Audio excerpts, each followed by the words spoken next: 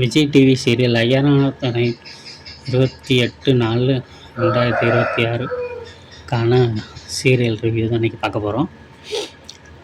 ஆரம்பமே அவங்க வீட்டுக்குள்ளே நுழையிறாங்க. சேரன், சோழன், நிலா அந்த சந்தாவோட வீட்டுக்குள்ளே பீகாரில் வீட்டுக்குள்ளே கணேஷ் பயதான் கொண்டு போய் விடுறாரு. அவங்க சரின்னு உட்காரதுக்கு இடம் கொடுக்குறாங்க.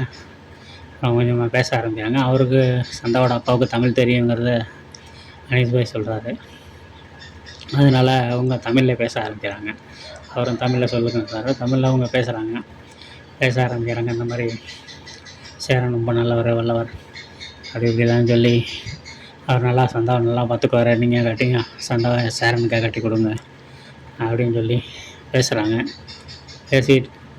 பேச அவங்க மறுப்பு சொல்லிகிட்டே இருக்காங்க. சந்தாவோட அப்பாவும் அம்மாவும் மறுப்பு சொல்லிகிட்டே இருக்காங்க. இங்கே உங்கள்கிட்ட சென்னையில் ஒன்றுமே கிடையாது, ஆனால் இங்கே இந்த சந்தாவை கட்டிக்கிறப்ப வர பையனுக்கு மில் இருக்குது, சொத்து இருக்குது, நிறைய எல்லாருக்கும் வசதி இருக்குது. அதனால் அவர் சந்தாவை நல்லா வச்சு பார்த்துக்குவார். சேரனால் என்ன பண்ண முடியும்? அவர் சம்பளத்துக்கு தானே வேலைக்கு இருக்காரு. மேசையால் தான் சம்பளத்துக்கு தானே வேலை பார்க்குறாரு. சம்பளத்தில் பெருசாக என்ன வந்துட போகுது? அதனால் இவ்வளோ தூரம் இங்கேருந்து பீகார்லேருந்து தமிழ்நாட்டுக்கு பொண்ணு நாங்கள் கொடுக்க முடியாது அப்படின்னு சொல்லிகிட்ருக்காங்க. அது இவங்க பதிலுக்கு நிறைய பாயிண்ட்டுகளை வச்சு பேசுகிறாங்க.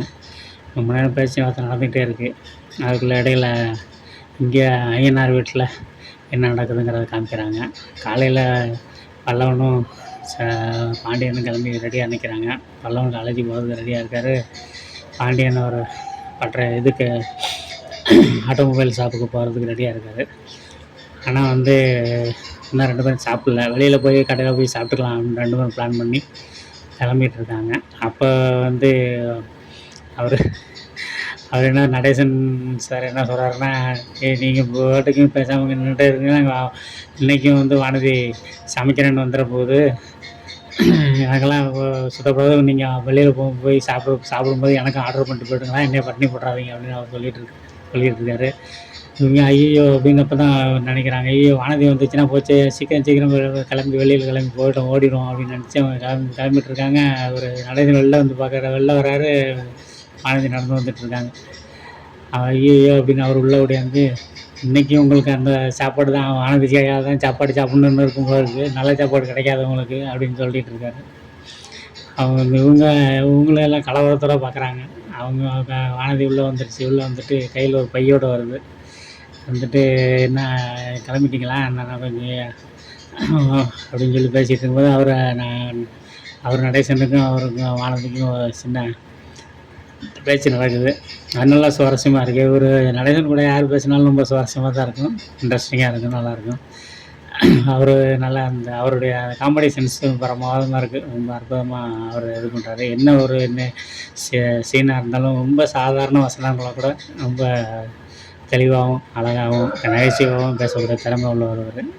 வானதி கொஞ்சம் கூட சளைச்ச ஆள் கிடையாது. வானதி நல்லா பேசும், நல்லா அதோட குரல், அந்த ஏற்ற இறக்கங்கள், பேச்சு, இது எல்லாமே ரொம்ப பிரமாதமாக இருக்கும். நல்லா பேசுகிறாங்க. அப்புறம் சரின்னு மாவு கொண்டு வந்திருக்கேன், இட்லி மாவு கொண்டு வந்திருக்கேன், இட்லி ஊற்றி தர்றேன், இட்லி பொடி கொண்டு வந்திருக்கேன், சாப்பிடுங்க அப்படின்னு கிச்சனுக்கு போகிறாங்க வானதி. இவங்க 2 பேரும் பல்லவனும் பாண்டியனும் கலவரமாக பார்த்துட்டு இருக்காங்க. அப்புறம் அடுத்த நடேசன் கிளம்பி நமக்கு இது ஒத்து வராதுன்னு அவர் கிளம்பி போகிறார் வெளியே. அப்புறம் பார்த்தா மறுபடியும் அங்கே பீகாரில் சந்தா வீட்டில் நடக்கிற பேச்சுவார்த்தையை காமிக்கிறாங்க. தொடர்ந்து பேசிக்கிட்டே இருக்காங்க. பேச்சுவார்த்தையில் கடைசியில் எந்த முடிவும் கிடைக்காத மாதிரி, அதாவது உறுதியாக அவர் சொல்கிறாரு, நான் சந்தாவை கொடுக்க மாட்டேன், ரொம்ப உறுதியாக சொல்லிட்டு இருக்காரு. என்ன பண்ணுறதுன்னு தெரியாமல் முடிச்சிட்டு இருக்காங்க. எல்லாவும் என்ன பண்ணுறதுன்னு தெரில, சேரனுக்கு என்ன பண்ணுறதுன்னு தெரில, எப்படி சொல்லி அவங்கள ஒத்துக்க வைக்கிறதுன்னு புரியல யாருக்கும். ஆனால் அதிரடியாக சோழன் ஒரு இதாக பண்ணுறாரு. ஒரு 25 லட்ச ரூபா பணமும் 30 சவரன் நகையும் சந்தாவுக்கு நாங்கள் போட்டாக்க எங்கள் சேரன் மேலே உங்களுக்கு நம்பிக்கை வருமா? இந்த 6 மாதம் ஆகுங்கிறீங்க, அடுத்த அந்த பையனோட கல்யாணம் பண்ணுறதுக்கு 6 மாதம் ஆகுன்றீங்க. அந்த 6 மாதம் டயத்தை எனக்கு கொடுங்க. 6 மாதத்துக்குள்ளே நாங்கள் உங்களுக்கு சந்தா பேரில் 25 லட்சம் பணமும் 30 சவரன் நகையும் போடுறோம். போட்டதுக்கப்புறம் நீங்கள் கட்டி கொடுப்பீங்களா அப்படின்னு கேட்குறாரு. கேட்குறாரு 2, 3 தடவை கேட்குறாரு. அவங்க ஒருத்தருக்கு ஒருத்தர் பார்த்துக்கிறாங்க சந்தாவோட அப்பா அம்மாவும். சந்தா உள்ளுக்குள்ளே ரூமில் உட்காந்து கலவரமா என்ன நடக்க போகுதோ, என்ன பேசி முடிக்க போகிறாங்களோன்னு அவங்க உள்ளே ரொம்ப நேரமாக உள்ளே ரூம்லேயே உட்காந்துருக்காங்க. இவங்க இந்த ரூமுக்குள்ளே உட்காந்துருக்காங்க, வெளியில் வரல. அதையும் காமிக்கிறாங்க.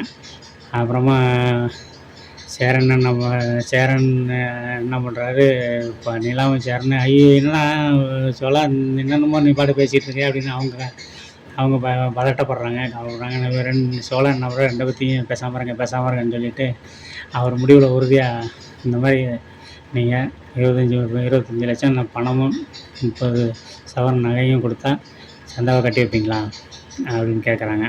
கடைசியில் அப்படியே பேசிகிட்டு இருக்கு. கடைசியில் அவர் நாடகம் இன்னைக்கு எபிசோடு முடிய போகிற நேரத்தில் சந்தாவோட அப்பா டிகே அப்படின்னு ஒரு வார்த்தை சொல்கிறாரு. அதோட இன்றைக்கி எபிசோடு முடியுது. நாளைக்கு என்ன நடக்குதுன்னு பார்ப்போம். நன்றி நண்பர்களே.